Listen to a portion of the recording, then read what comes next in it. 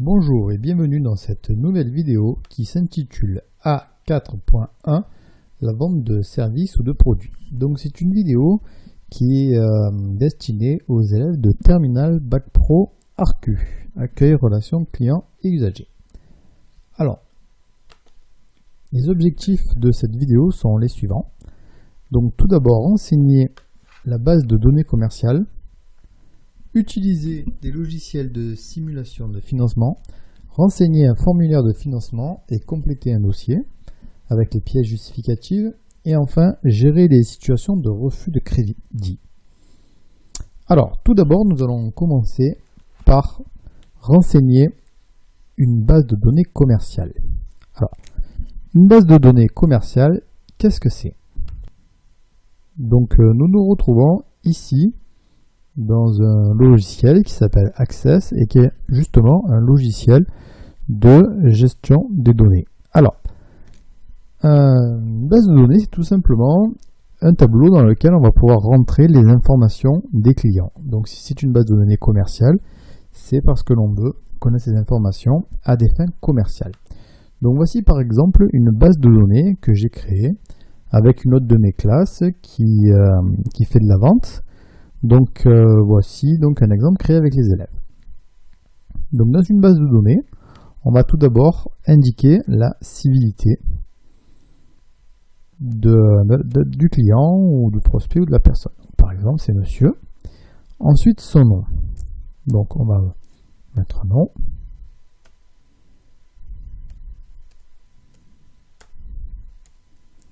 Un prénom. Donc, etc., etc. On va aussi essayer de connaître la date de naissance de la personne. On peut connaître son numéro de téléphone. On va également lui demander son adresse. Donc ça, c'est au cas où on voudrait le recontacter. Le numéro de téléphone aussi, ça va être pour recontacter donc cette personne, que ce devienne un client ou un prospect, ou que ce soit un prospect ou un usager. Son code postal pour savoir dans quelle ville il habite, pour connaître sa zone de chalandise, par exemple. Dans quelle ville il habite, donc si on n'arrive pas à faire le lien avec le code postal, et enfin l'email, qui est la manière moderne maintenant de pouvoir recontacter un client par l'email. Donc une base de données, c'est ça, et donc on va avoir en fait toutes les informations sur tous nos clients. Donc cette base est très importante et elle doit être remplie à chaque fois et être mise à jour le plus souvent possible. C'est par exemple, on peut penser au cas où le client déménage, ou il change de numéro de téléphone. Donc c'est très important d'avoir toutes les informations à jour. Très bien. Ensuite, nous allons passer à l'utilisation d'un logiciel de simulation de financement. Alors, à quoi ça sert un petit peu d'avoir ce genre de logiciel? Donc pour ceci, nous allons voir sur Internet des sites qui permettent d'utiliser des logiciels de simulation de financement. Alors, une simulation de financement, il y a plusieurs finalités. Tout d'abord, ça va permettre de calculer la capacité d'emprunt d'une personne. C'est-à-dire l'argent que peut emprunter la personne ou le couple pour faire un investissement. Et ensuite, on va pouvoir calculer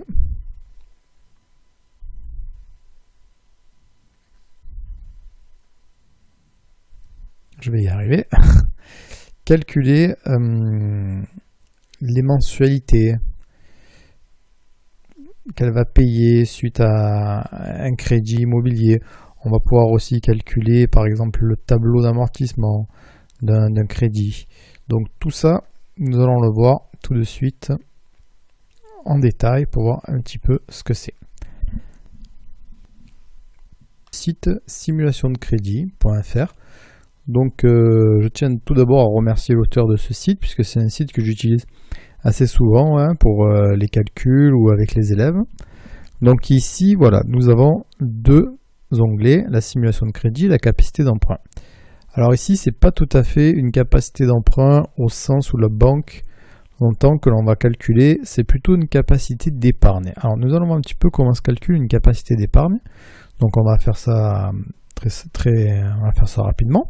Donc, dans la première partie du tableau, nous avons les recettes mensuelles, c'est-à-dire l'argent qui va rentrer, par exemple, pour un couple. Donc, admettons, hop, on a un premier salaire qui est à 2000 € et un deuxième salaire qui va être à 1900 €. Donc, s'il y a d'autres recettes, on va renseigner tout simplement les recettes ici, dans une de ces cases. Puis ensuite, nous allons voir les dépenses mensuelles. Donc, admettons, par exemple, il y a un loyer de 800 €, un crédit auto de 200 €. Donc ensuite, voilà, on va rajouter un petit peu tout ceci. Donc, gaz et électricité à 80 €, peut-être un impôt sur les revenus à 200 €. Alors, ce sont des sommes mensuelles hein, qu'on va mettre par mois. Mutuelle à 80 €.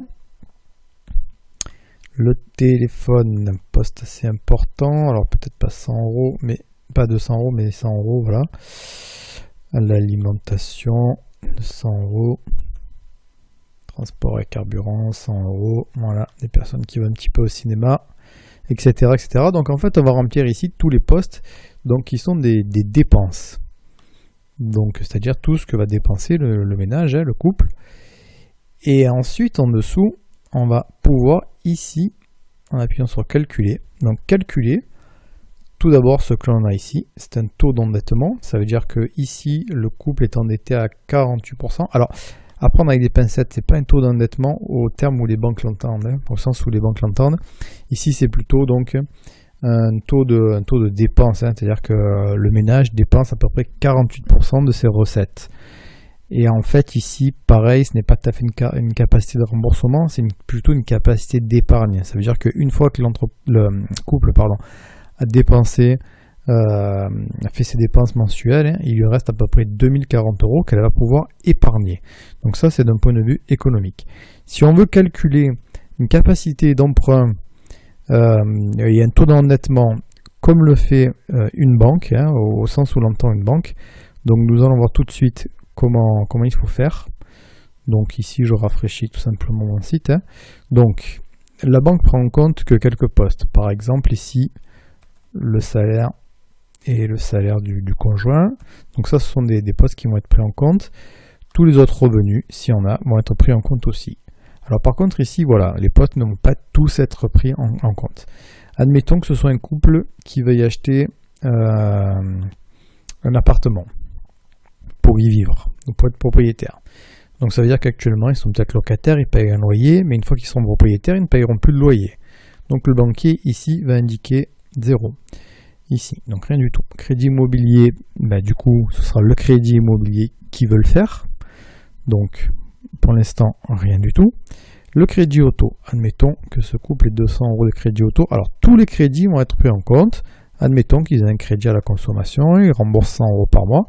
Tout ce qui est assurance, mutuelle, impôt, tout ça, ça ne sera pas inscrit. En fait, ils vont inscrire que les dépenses qui sont répétitives et qui ne peuvent pas être supprimées.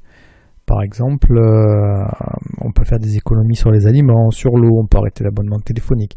Mais il y a des sommes pour lesquelles les dépenses sont déjà connues à l'avance et ne changeront pas. Donc, ce qui va être pris aussi en compte par la banque, c'est par exemple les pensions qui sont versées. Admettons, le couple est séparé avec un enfant, donc 200 € de pension par mois. Et ensuite, ici, rien d'autre ne sera pris en compte. Donc nous allons maintenant calculer le vrai taux d'endettement de notre couple. Donc en fait, voilà, notre couple a 4000 € de recettes mensuelles et 500 € de dépenses obligatoires. Son taux d'endettement est de 13%.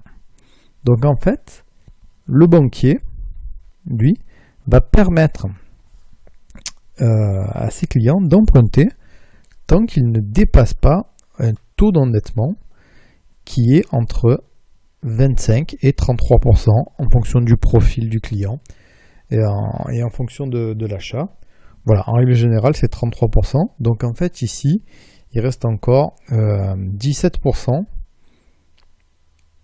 de marge en fait que pourrait rembourser le couple. Donc en fait 17% correspondrait au montant du crédit que le couple devrait rembourser tous les mois. Voilà, ça c'est un vrai calcul de taux d'endettement et et pour savoir un petit peu combien peut rembourser un client.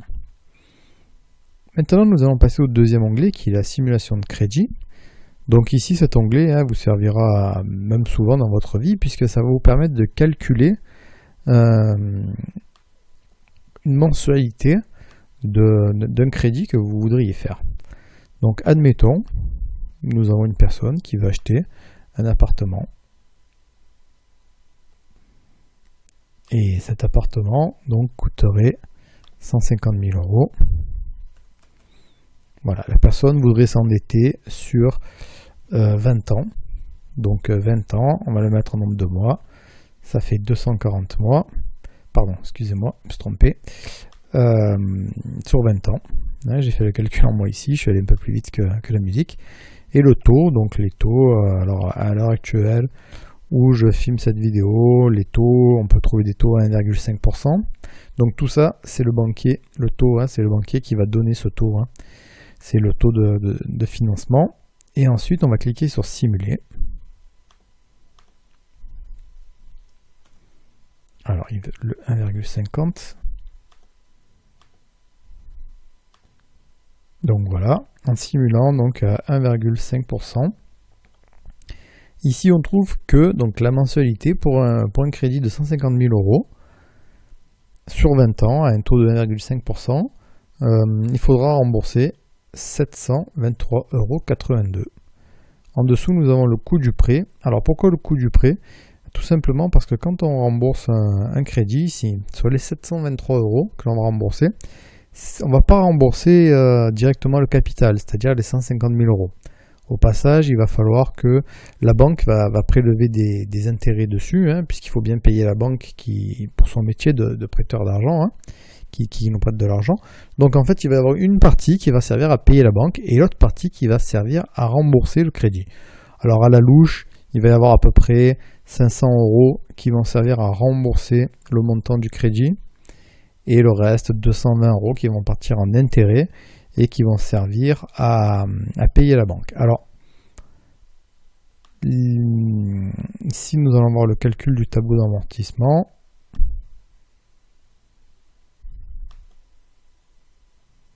Voilà, il est ici. Alors, ce tableau, qu'est-ce qu'il nous dit? Donc, pour un crédit de 150 000 euros, il y a 723 euros donc, de mensualité, durée donc, sur 20 ans, au taux de 1,5. Donc, le coût total du crédit, ça va coûter au particulier donc, 23 717 euros. Donc, ça veut dire qu'en plus des 150 000 euros, il faudra débourser cette somme. Alors, sur 20 ans, c'est lissé sur 20 ans, on ne sort pas la somme tout de suite. Donc par exemple ici on a pour les 10 premiers mois la mensualité qui est donc toujours de 723 euros, qui sera toujours la même. Et donc comme je vous disais, une partie qui part en intérêt, donc ici c'est 187 euros qui part en intérêt pour la banque, pour payer la banque, et 536 euros qui sert à rembourser le capital sur les 150 000 euros. Donc le premier mois, à la fin du premier mois, il reste 149 463 € à rembourser, qui correspond aux 150 000 euros, moins la partie ici du capital amorti. Pas de la mensualité, etc., jusqu'à la fin du crédit. Alors on s'aperçoit qu'avec ce calcul, les intérêts baissent tous les mois et forcément le capital amorti augmente tous les mois. Donc nous sommes de retour sur notre diaporama et nous venons de voir un petit peu comment utiliser les logiciels de simulation de financement. À présent, nous allons voir comment renseigner un formulaire de financement et compléter un dossier, c'est-à-dire quelles sont les pièces justificatives. Alors, nous allons commencer par les pièces justificatives, puisqu'après, je vais vous montrer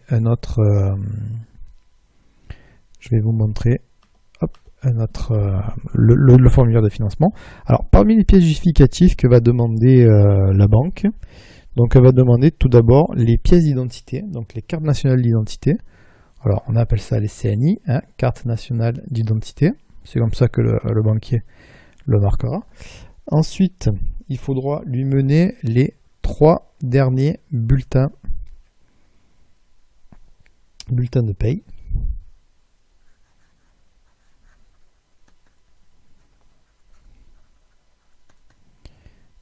Donc s'il y a un conjoint, ça fera les 3 derniers de monsieur et de madame, ou de monsieur et de monsieur, ou de madame et de madame. Donc les 3.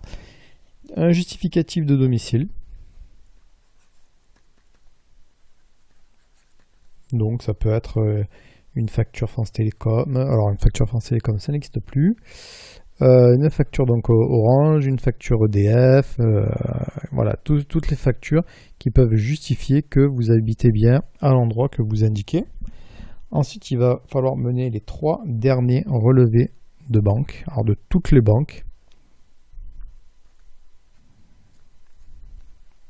S'il y a plusieurs banques, alors sinon c'est uniquement les 3 derniers relevés de banque.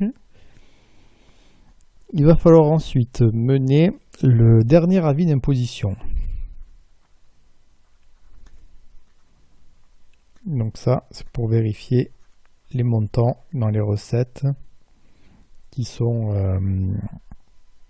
inscrits. Ensuite, quelque chose qui va beaucoup vous aider, c'est le contrat de travail. Alors, je marque CDI et je vais mettre des grosses parenthèses pour CDD. Habituellement, la banque accordera des crédits uniquement aux personnes qui sont en CDI. Très rare, ou c'est assez rare et c'est assez difficile pour les personnes qui sont en CDD. Pourquoi ? Tout simplement parce que la banque ne veut pas prendre de risques et qu'elle va prêter de l'argent à quelqu'un dont elle est sûre qu'elle va être remboursée du crédit. Une personne en CDD, le contrat a une durée de fin, donc on sait que cette personne va finir par ne plus travailler, donc trop de risques pour la banque, donc assez difficile pour quelqu'un qui est en CDD d'obtenir un financement. Parmi les autres documents, alors il pourrait y avoir éventuellement un relevé d'identité bancaire. Alors ça a plusieurs noms en fonction des banques. Si on est à la poste, ça s'appelle un relevé d'identité postale. Et si on est à la caisse d'épargne, un relevé d'identité de la caisse d'épargne. Alors en fait c'est la même chose, c'est tout simplement votre numéro de compte et c'est là-dessus qu'on va prélever le crédit. Alors si vous faites l'emprunt dans la banque où vous êtes, inutile de mener tout ça. Et enfin on va demander tous les autres justificatifs concernant d'autres emprunts. Donc si vous avez un crédit voiture, etc., voilà, pour savoir un petit peu combien de temps il reste à rembourser, quel est le montant à rembourser, etc., Puis la banque prend le moins de risques possible concernant un remboursement de crédit. Donc nous allons voir ici tout de suite un dossier de financement. Donc c'est un dossier de financement que j'ai créé pour mes élèves. Donc c'est un dossier similaire qu'il y aura donc sur le lieu de travail à la banque. Donc tout d'abord, ce que l'on va demander, c'est de remplir l'état civil avec le nom de l'emprunteur et du co-emprunteur, donc le nom, le prénom, l'adresse, le code postal, la ville, la situation familiale, donc marié, célibataire, veuf, divorcé, séparé, pacsé ou vie maritalement. Information très importante, le régime matrimonial, donc se renseigner, savoir si les personnes sont mariées sous la communauté légale ou sous la séparation des biens. Donc la communauté légale, tous les biens après le mariage sont mélangés, ils appartiennent au couple, pas à l'un des deux, mais au couple. Séparation des biens, chaque bien appartient à l'une des deux personnes, en fonction de la personne qui l'a acheté. Donc important parce que vis-à-vis de la banque, par exemple, si on fait un crédit sous la communauté légale, ça veut dire que les deux, dans le couple, les deux personnes doivent mettre fin au crédit, puisque le crédit est aux deux personnes, et le bien acheté est aussi aux deux personnes. Alors, là, ça rentre un petit peu plus dans les détails juridiques, on verra ça dans une prochaine vidéo sur les régimes matrimoniaux. Le nombre d'enfants à charge, avec les âges, pour savoir un petit peu au niveau des dépenses du couple, quelles sont les situations professionnelles de l'emprunteur et du co-emprunteur, la profession, l'ancienneté, le nom de l'employeur, l'adresse, le code postal, voilà, toujours pour avoir des informations pour sécuriser la banque. Et ensuite, ici, donc, le banquier va renseigner la situation financière du couple. Donc, on va reprendre un petit peu les éléments qu'il y avait dans le logiciel de calcul de financement, avec le salaire net de l'emprunteur, du co-emprunteur, donc les rentrées d'argent, s'il y a des allocations familiales, s'il y a d'autres revenus, et puis on va faire le total ici, comme on a fait tout à l'heure sur le logiciel.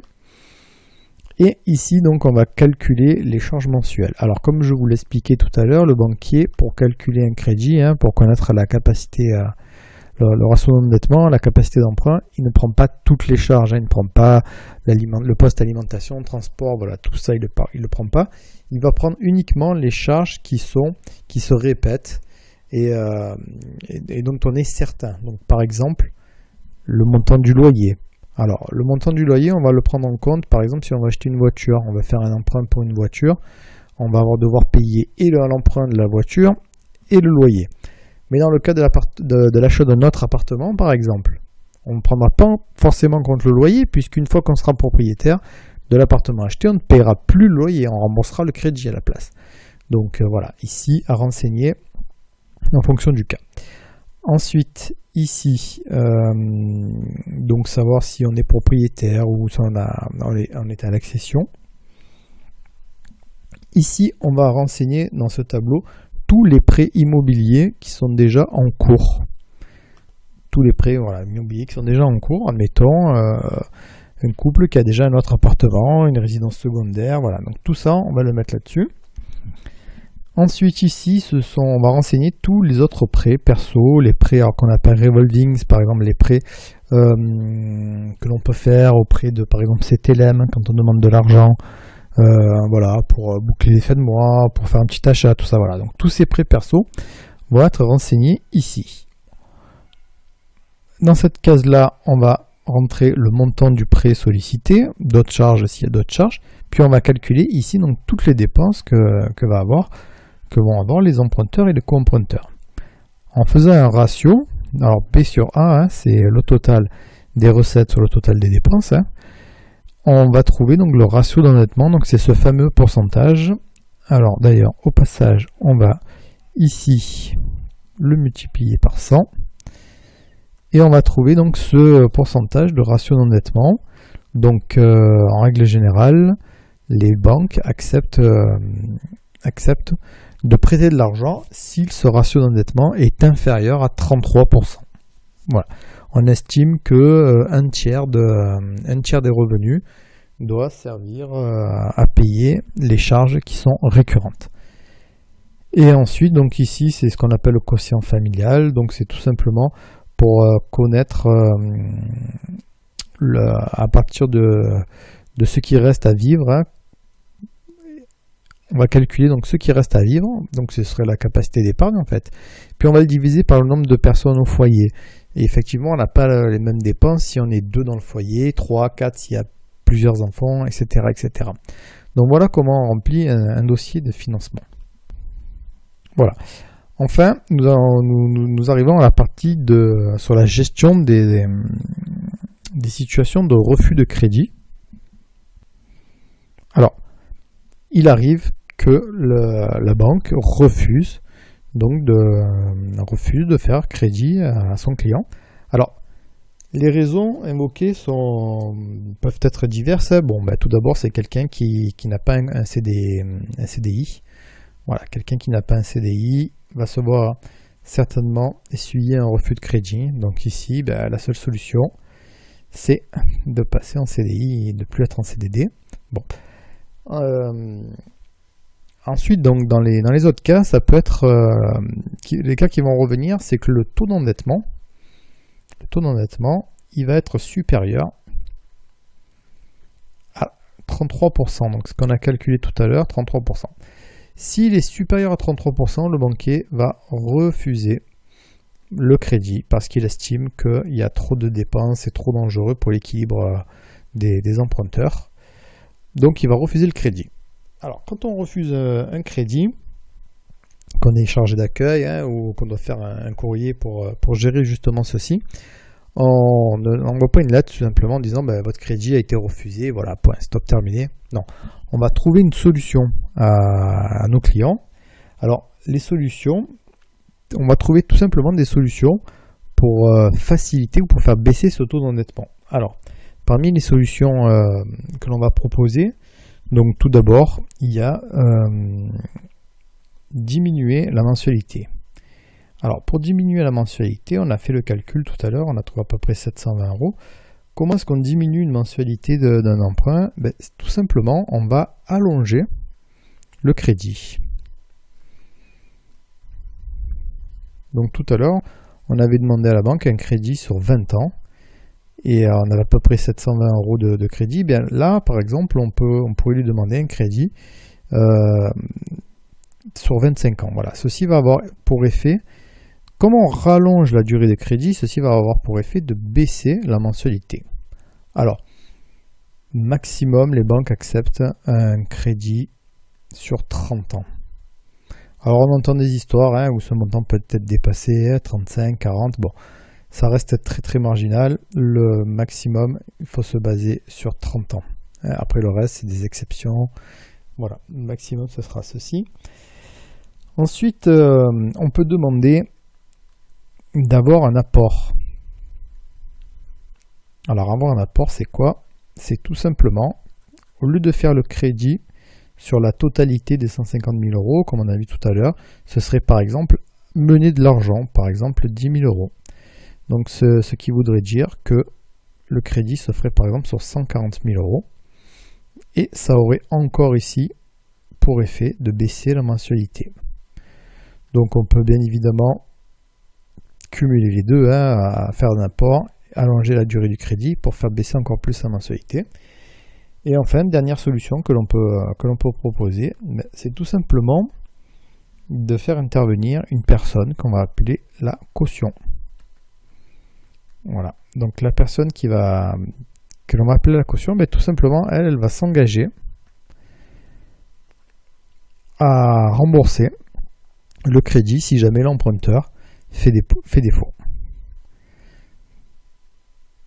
Donc, alors, en principe, on utilise toujours une personne de confiance pour se porter caution. Alors la caution aussi doit faire attention. Peut-être un jour on vous demandera à vous d'être caution. Donc attention aussi, d'accord. C'est si jamais l'emprunteur ou le comprunteur sont défaillants, c'est la caution qui va rembourser à la place. Donc voilà, tout ceci en fait parce que la banque ne veut pas prendre de risque.